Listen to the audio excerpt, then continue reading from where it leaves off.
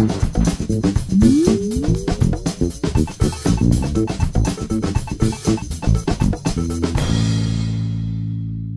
everybody, welcome to the Wise Podcast. My name is Adam McLean.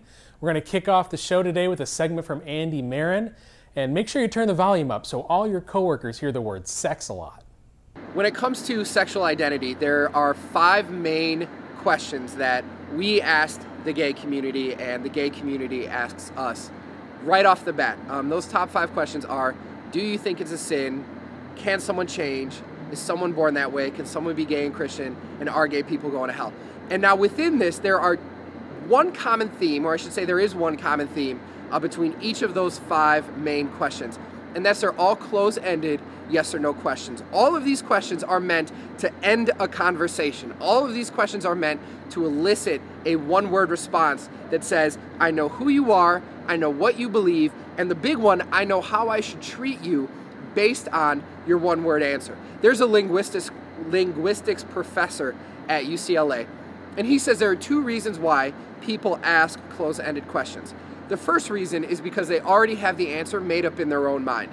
So they don't really want to know where you're coming from. They just want to, and here's the second thing, figure out the quickest way if you're on their team or if you're on the other team. Because once they figure that out, they already have those automatic responses set in place for you surrounding this divisive topic. And so within this, what I did, I went back through the Gospels and I read the whole Gospel in one sitting.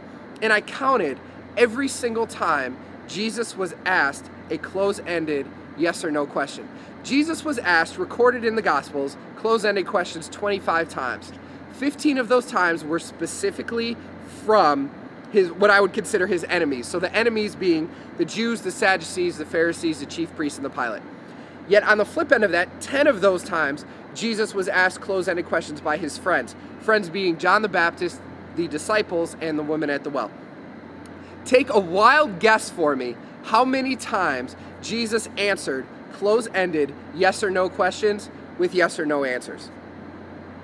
Any thoughts? I'm sure you're probably guessing 0. The actual answer is 3. And now let me let you into these 3 times. The 3 times that Jesus blatantly answered yes or no to yes or no questions, he was already on trial. He was already beaten. He was already shredded up. All he had to do left was to go and die on a cross for all of us. So on the flip end of that, that means during Jesus' 3-year public ministry, not one single time did he ever blatantly answer a close-ended yes or no question with a yes or no answer.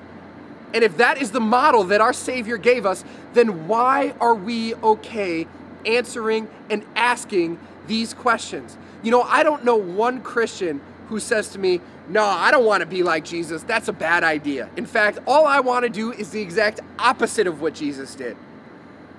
And so here we are, though, doing that exact same thing today. We are continually doing, when it comes to sexuality, when it comes to these difficult things, we are doing the exact thing that Jesus would have never himself done. Every Christian says, what would Jesus do?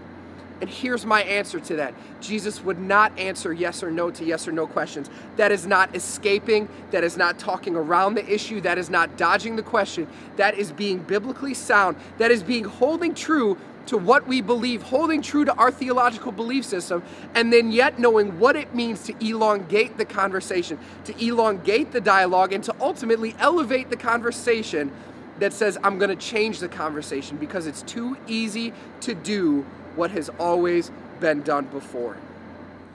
Hey, thanks for that, Andy. Next up on the show is Terry Linhart, and he has this devotional thought for you. Hey, everybody, Terry Linhart here. I just wanted to say hey and just give you a few words of encouragement. Just not too long ago, I was doing some training in Egypt, and we were doing this working with some pastors there about youth ministry, and we met at a hotel, and they were setting up the room, and it wasn't quite right, and they brought in this large picture of Jesus as the Good Shepherd. It's the picture that most of you have seen sometime in a church in a local area, and it pictures Jesus holding the sheep there and caring for him. It's the famous one, and to them that was the image of what Christ was to the world. When Jesus says, I'm the Good Shepherd, that meant a lot to them. You and I have, when we do ministry and we minister with youth, sometimes we have these pictures of who we are in our head, of what we ought to be doing. And so one of them that just stuck with me from that moment was the idea of being a shepherd, that's what you and I are called to do.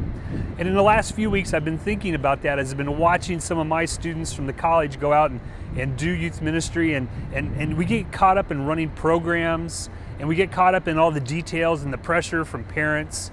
If we're volunteers, sometimes just trying to manage our own lives at home and then working with the teenagers at our ministry or our church, that's hard sometimes to balance our personal life and our ministry for those of us that are volunteering. But I want you to think of yourself as this week as a shepherd, or the word we use today is pastor. That's a very important word sometimes. And even if we're in a local ministry that's not necessarily related to a church, even if our title isn't pastor, we're really pastors. The volunteers that I work with in my church, they're pastors to their 8 or 9 kids that they work with. That means they need to pay attention to the kids in the corner. They need to pay attention to the volunteers who may be feeling like they're not being cared for enough. And that's a real demand on our lives. And I just want you to be encouraged, say, to be a pastor to those around you. There are a lot of people in your sphere of influence, in your area that you're overseeing, they're really hurting. They just need a little attention. Maybe there's a kid sitting in the corner and you need to just invite them to sit down and talk and listen. And there's been 3 phrases that I use that have helped me through the years to think about how I can be a pastor. And the first one is that I really need to get close enough to know what's going on in their lives. It's a phrase, get close enough to inspect. And it's a word that I use, a phrase that I use to remind me that I need to know what's going on in that kid's life. I need to get closer to them before I can judge from a distance what's going on. And the second one usually deals with moments of conflict, when there's a problem or I don't know what's going on, and I need to work in from the edges of the puzzle. When you build a puzzle, you don't just start with the middle, you actually do the borders first. And I need to know what the borders are of a problem or a situation before I just quickly react and don't pay attention or care for those that are around us.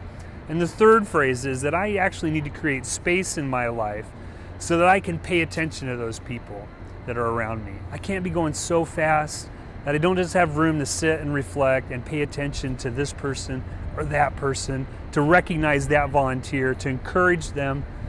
And that's what can happen to us in ministry. We can go in so fast that we're anything but a really good shepherd. So get close enough to inspect, work in from the edges of the puzzle, and create some space in your life so that you can shepherd those that God's put you in charge of. Thanks for watching the show today. I want to invite you to connect with me. You can send me an email at adam@youthspecialties.com, or you can look me up on facebook.com/youthspecialties, or Twitter, or something else.